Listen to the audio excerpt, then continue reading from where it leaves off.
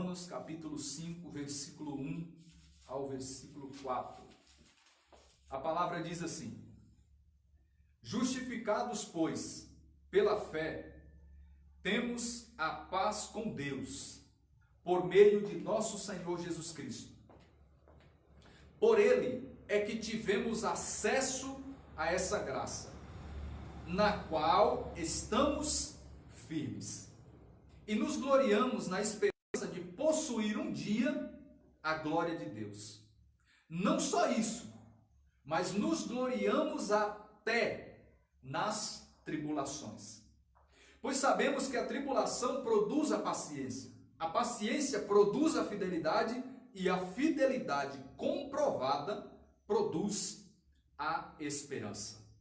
Essas são para nós palavras do Senhor. Graças a Deus. Meus irmãos e irmãs, mais uma vez o Senhor nos traz uma palavra relacionada à fé. E se Ele nos fala tanto a respeito de fé, é para que nós coloquemos no fundo do nosso coração a importância, a relevância desse tema, desse assunto dentro da nossa vida cristã. Porque a fé tem uma relevância extraordinária dentro da vida cristã. E é necessário que nós a compreendamos bem, de modo profundo. Então, quando nós falamos sobre fé, irmãos, antes de aprofundarmos nesse texto que nós acabamos de ler, é preciso entendermos que a fé, ela tanto vem antes de um encontro com Deus, tanto ela está no momento da experiência com Deus, no acesso, na experiência, quanto a fé está depois desse encontro, dessa inserção na vida cristã. Antes, durante e depois, a fé está presente. Logo no início do Catecismo da Igreja Católica, nós lemos que Deus não se cansa, não cessa de atrair o homem a si. É tanto que o título desse texto no Catecismo é: o homem é capaz de Deus. Então Deus sempre está trazendo o homem para si. Ele está sempre provocando o homem a si. E o mesmo Catecismo, mais à frente, diz que a fé é dom de Deus. Ou seja, é Deus que coloca em nós esta fagulha, esta centelha, para que nós aspiremos sempre ao próprio Deus. Tem uma frase até atribuída a um filósofo russo que diz que todo homem carrega dentro de si um vazio do tamanho de Deus. Então, dentro de nós há essa sede, há essa aspiração constante por Deus, e é o próprio Deus que coloca isso dentro de nós. Então, o homem é capaz de Deus, e o Catecismo da Igreja cita aquela passagem onde Pedro, depois da indagação de Cristo, onde Cristo fala assim: e vocês dizem o que sobre mim? Aí Pedro toma a frente, como sempre, e diz: tu és o Cristo, o Filho de Deus vivo. E então Jesus diz: parabéns, Pedro, parabéns, mas não foi você, não foi a carne e o sangue que te revelou isso, não. Foi o Pai que te revelou. Essa fé, essa centelha, por mais que seja ainda tão fraca ainda, você ainda não está compreendendo bem ainda. Essa fé que está aí dentro de você já foi dada pelo próprio Deus. Então, e nós confirmamos isso, porque a palavra toda está em unidade. Hebreus capítulo 11, verso 6 diz assim: é necessário que se creia para que se achegue até Ele. Até quem? Até Deus. Então, lá em Romanos 10, versículo 17, fala que a fé vem por ouvir a pregação. Então, tudo isso antes de uma experiência. Mas a fé é necessária para que a gente possa ser inserido dentro da vida cristã. Pois o que a palavra diz aqui nesse mesmo versículo 1 do texto que nós acabamos de ler? Justificados, pois, pela fé, temos a paz com Deus por meio de nosso Senhor Jesus Cristo. Ou seja, nós temos fé, com a fé nós aderimos a Cristo e então nós temos acesso à graça. Nós entramos na vida cristã. Nós somos inseridos na vida cristã. Então vem o depois. A fé é necessária para que a gente se mantenha na caminhada depois. Tem uma frase que ela é repetida por 4 vezes de uma mesma forma na Bíblia Sagrada, e estará ela de outras formas reproduzida na Bíblia Sagrada, que é: o justo viverá pela fé. Está em Abacuque, está em Romanos, está aos Gálatas e está também na carta aos Hebreus. O justo viverá pela fé. Mas quando a Bíblia fala sobre o justo, não é o perfeito. Justo quer dizer alguém que foi justificado. E justificado por quem? Por Jesus, e justificado por causa da sua fé. A sua fé em Jesus o justificou. Ou seja, não sou justo por meu próprio merecimento.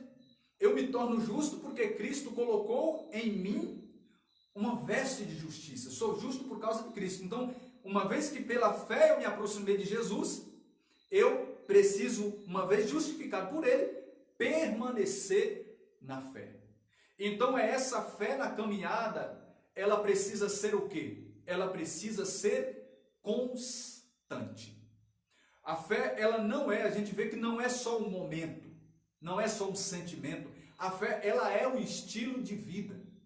E quando nós entramos dentro desse tema que o Senhor Deus deu para cada um de nós hoje, onde Ele fala que a oração, e nós vamos para o texto em que vai falar sobre isso, é necessária para que nós nos amadureçamos na fé, nós entraremos no texto em que fala muito bem sobre a questão de constância.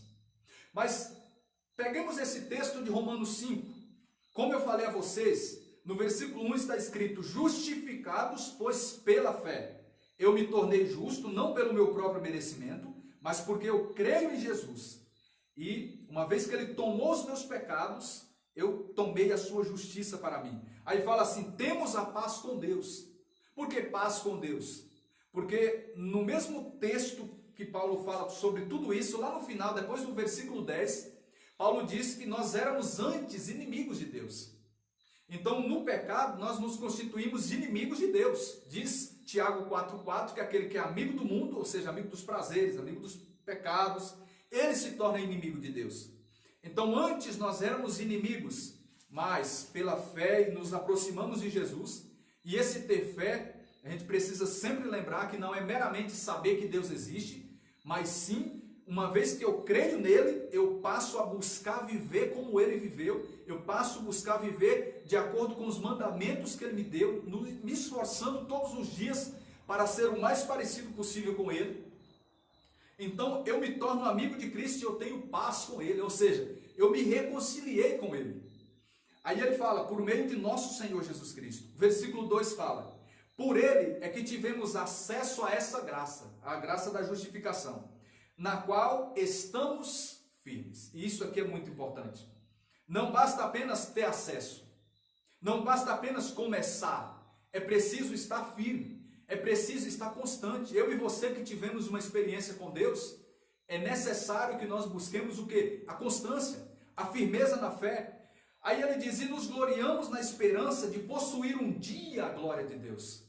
Porque a fé, já diz, o famoso conceito de Hebreus 11:1, é o fundamento da esperança, a certeza a respeito daquilo que não se vê. Pela fé eu já tenho em vista algo que eu ainda não vi, algo que transcende toda a minha capacidade de imaginação, que é o céu, que é a glória. Eu me mantenho focado nisso, nesta glória que me virá depois dessa vida. E isso é muito bom. Porém, Paulo é equilibrado. Paulo diz assim no versículo 3, não só isso, mas nos gloriamos até nas tribulações. A mesma fé que me leva a ter essa esperança de que um dia eu estarei num lugar sem sofrimento, como diz Apocalipse 21, tudo será renovado, não haverá choro, não haverá luto, não haverá dor, não haverá mais tristeza alguma. A mesma fé que me leva a crer nesse lugar e a viver buscando esse lugar, é a mesma fé que precisa me manter fiel nesse lugar aqui que não está indo muito bem.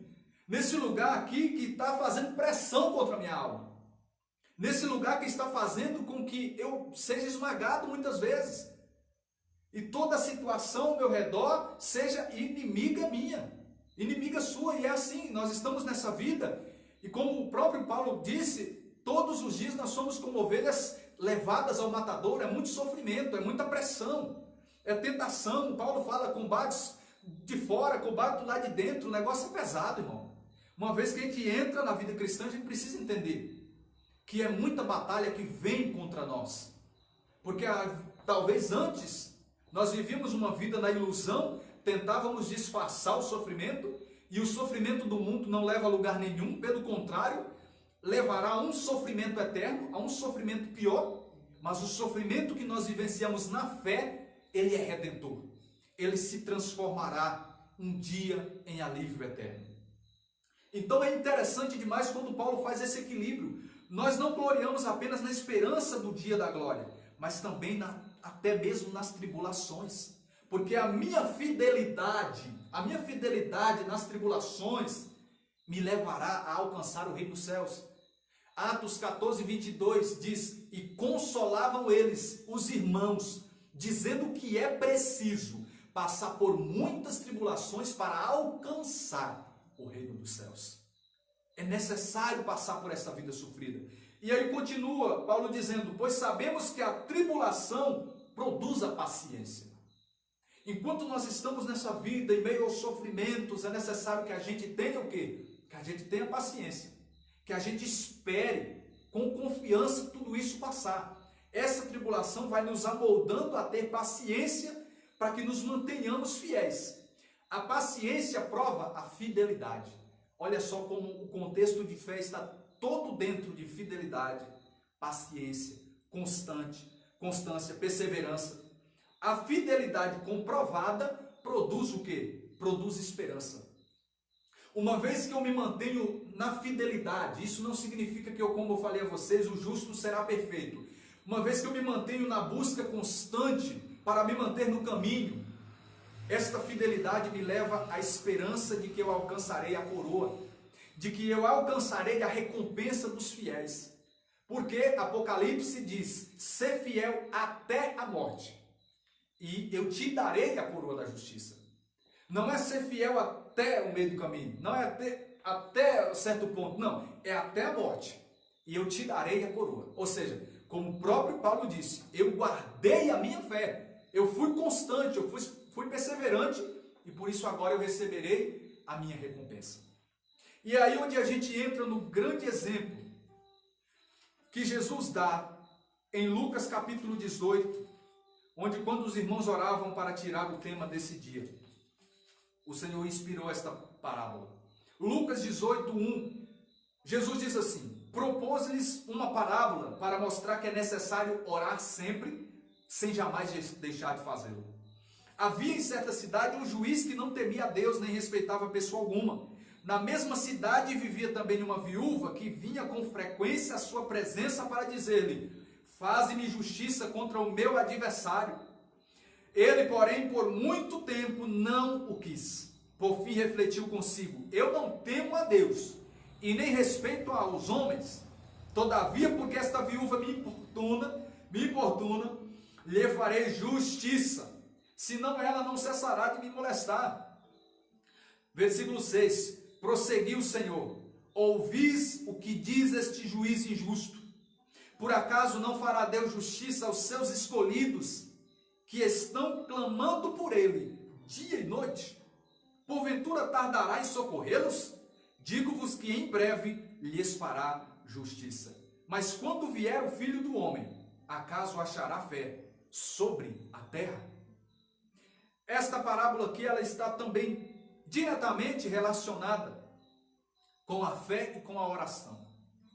A oração persistente tanto é fruto de uma fé forte, quanto uma oração insistente nos levará a uma fé amadurecida. Porque esta insistência na oração revela alguém que crê com todo o coração.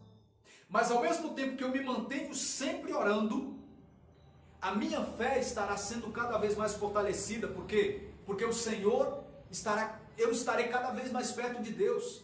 Cada vez mais eu estarei me aproximando de sua presença através da oração. E isso me fortalecerá. E dentro desse contexto aqui, a gente pode destacar a importância da constância. A constância na oração. Mesmo em meio aos momentos difíceis, aos momentos em que nós não, como falamos em alguns grupos passados, não temos respostas. Em que nós nos deparamos com o silêncio de Deus. com a ausência de confirmações. Então essa mulher insistiu com esse juiz injusto, com esse juiz iníquo, até que ela conseguiu. E então Jesus faz um contraste em relação ao juiz. Ele fala, olha, por acaso Deus, que é um Deus justo, não fará justiça para com os justos, que buscam dia e noite, ou seja, para com aqueles que são insistentes, para com aqueles que mesmo em meio aos momentos difíceis, não desanimam, por mais que às vezes sentem-se fracos, mas não desistem, se levantam, recobram suas forças por meio da graça de Deus e se colocam de pé. Esses receberão a recompensa do Senhor. Porque o Senhor faz também uma relação entre a demora. Ele diz assim, porventura tardará em socorrê-los? Naturalmente, humanamente, para essa mulher conseguir o que ela queria, foi uma demora. Até que aquele juiz finalmente cedesse, foi uma demora intensa. Assim para nós também, muitas vezes, a coisa está demorando. Mas o que é necessário, irmãos e irmãs? A gente perseverar, a gente manter-se constante. Porque o Senhor disse, porventura tardará em socorrê-los? Sabe o que Deus está falando aqui, Jesus está falando aqui? Não está demorando. Porque para nós demora, mas para Deus que é eterno, o que a segunda carta de Pedro, capítulo 3 diz?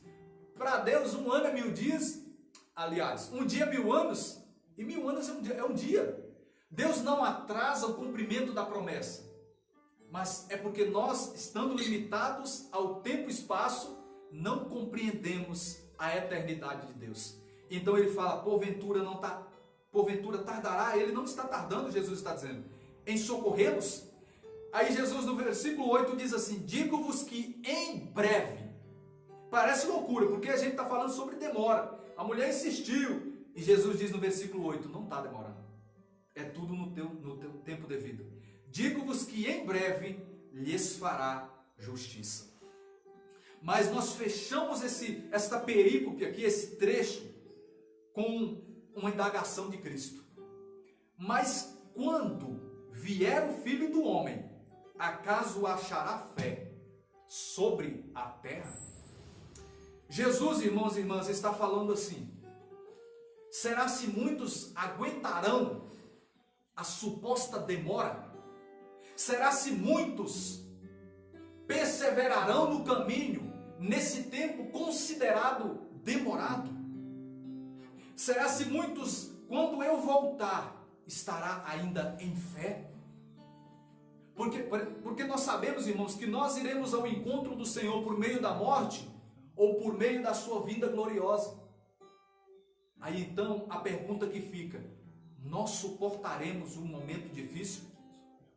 Nós seremos insistentes como essa mulher da parábola que não desistiu da sua graça até receber? Só recebe quem se mantém constante. E é por isso que nesse momento, fechando essa palavra, eu quero pedir para mim e para você, nós queremos clamar para que o Senhor amadureça a nossa fé.